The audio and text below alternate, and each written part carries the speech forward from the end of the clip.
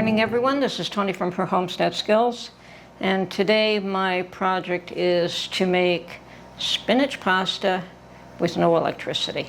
So this would be considered an off-grid project, I guess.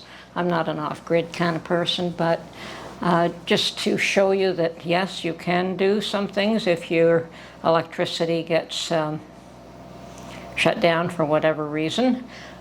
You can still make some food. So that is going to be the major project for today. But before we start that, I wanted to show you how my little pepper plants are coming along. So far, so good.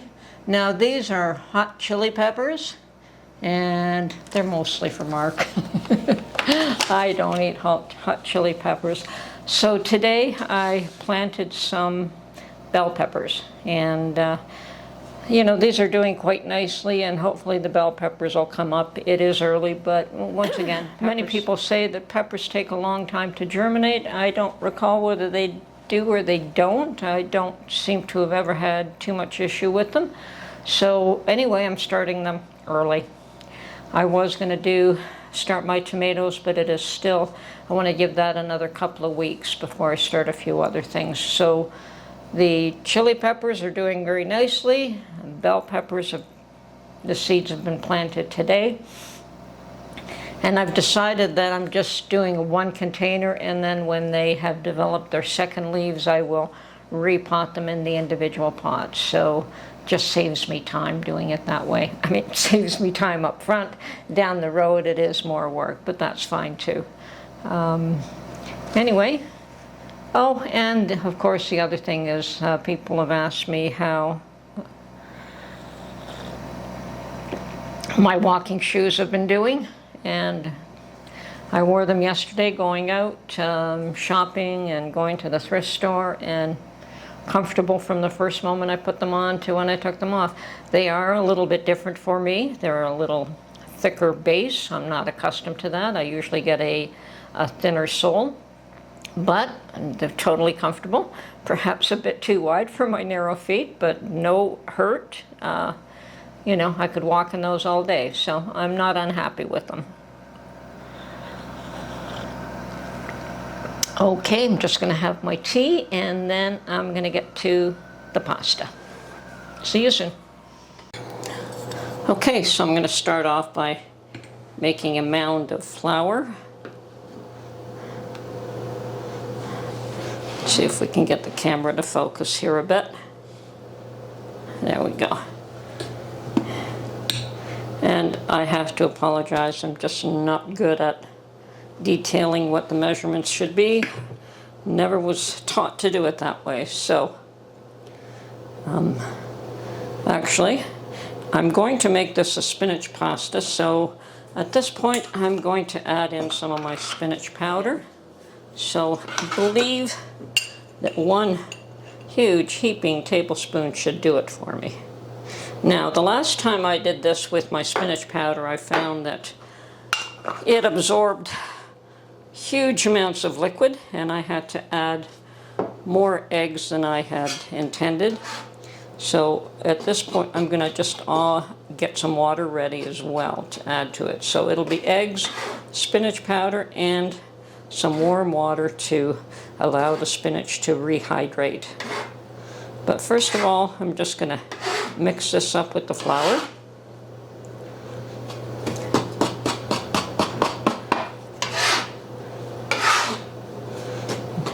Now I certainly can use my mixer, but the idea today is to make this without any electricity. So off-grid pasta making. Obviously, mother and grandmother always made it when they were young without electricity that I'm aware of. The pasta makers were manual, and I still have my manual pasta maker, and I'll be using that one today. Okay, this does appear to be reasonably well mixed. So once again, I'm going to make a well to put my eggs into. And perhaps I'll add just a bit more flour.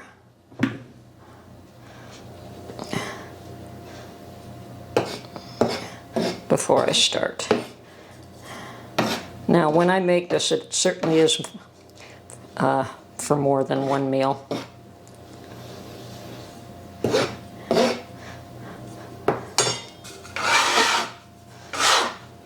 Okay, I think that'll do as far as the amount of flour and spinach that I want in there.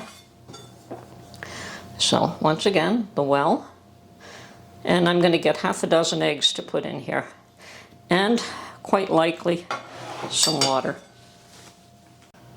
Okay, here's my half a dozen eggs. And if this gives me the consistency I want, I will not be adding the water, but we'll start off like this. Now, isn't that pretty? Okay.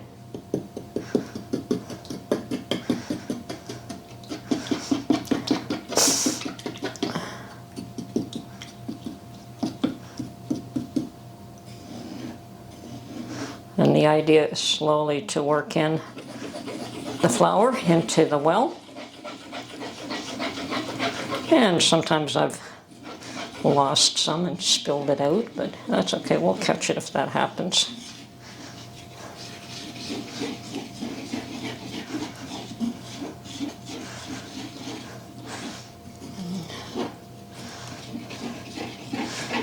Looks pretty good. Perhaps I don't have a huge amount of flour in this one and the eggs might be adequate. We'll see. Just slowly work the flour in.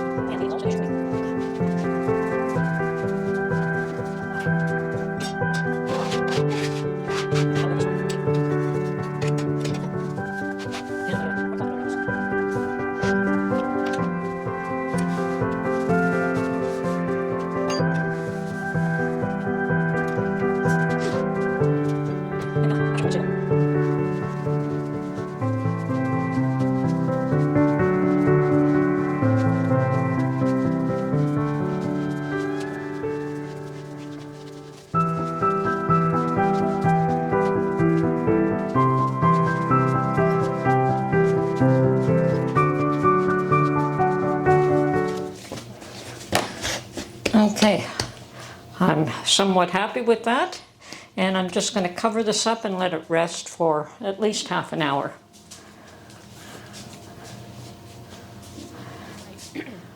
Okay, well, I've got my manual pasta maker set up, and this thing has got to be almost as old as I am. But if you take care of these things, it's well made and it'll last forever. And my dough has been resting, and I know that it's probably still moist because I just probably don't have the strength to knead it to the point where it is as dry as you need it. So I'm going to utilize the machine itself to incorporate more flour into this and get it a little stiffer than what it is now, and so that'll make reasonable pasta, not too soft. Okay. So the first thing I want to do, of course, is to cut it in chunks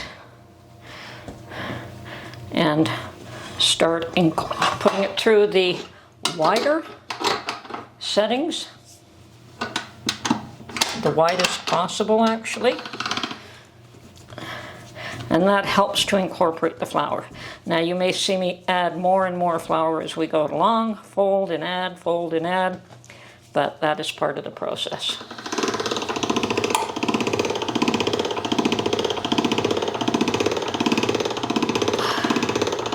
And the big difference with this and the electric machine, yeah, see that is still a bit damp. It's sticking to the rollers. Big difference with this and the electric machine is, of course, it's all manual and it's a lot of work.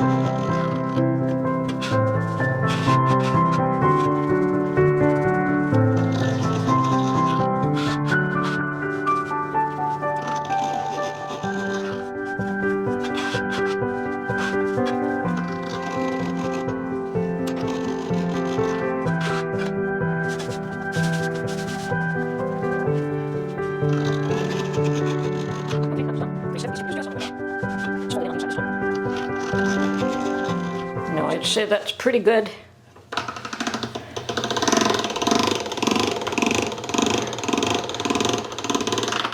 You want the dough to be stiff so it'll hold its shape.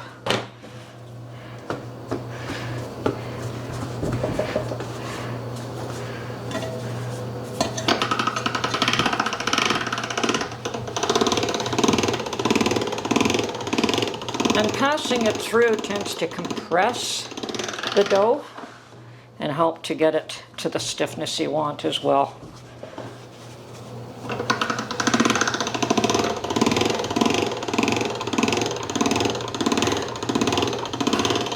Okay, I'm happy with all three of them now. And at this point, what we want to do is tighten up the rollers about halfway. Let's see, this one goes to 7. I'm going to ultimately finish it at 6. So I'd say 4 right now. And what we want to do, of course, is start pressing out the dough.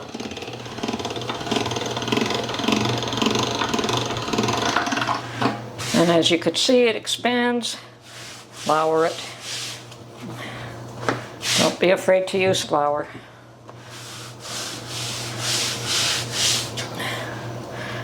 And I'm going to cut this in half because once you start pressing it through, they do get very long. And this one as well.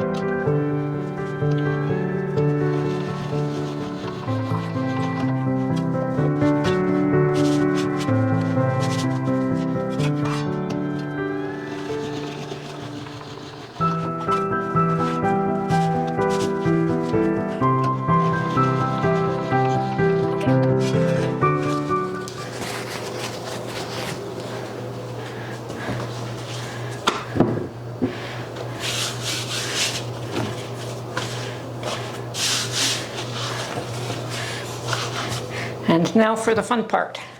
This is where we get to do the finishing, cutting. And I'm going to get a cutting board to put these on.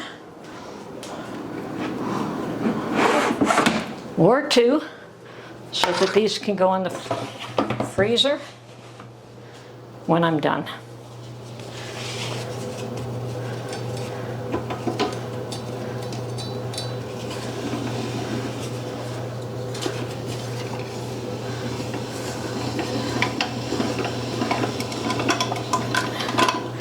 I've decided on linguine. Okay, now you could hang these to dry.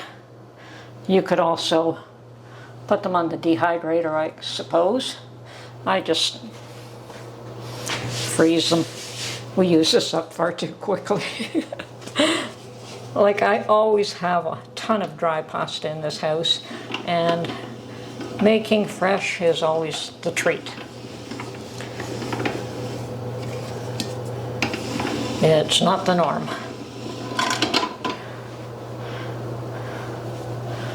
And yes, you want this good and floured before it goes into the cutter so that they don't stick, so that when you put it in the boiling water, it all comes apart quite nicely. So don't be afraid to flour it real good before you put it through the cutter.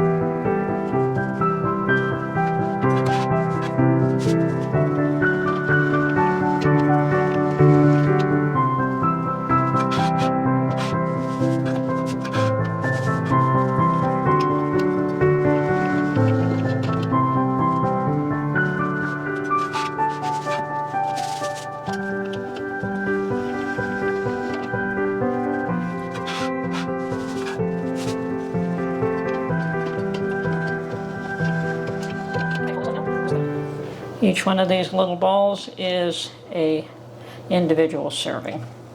And I know some are bigger than others, so I'm going to probably try to put a small one and a larger one together. But sometimes there's still plenty no matter which two you choose.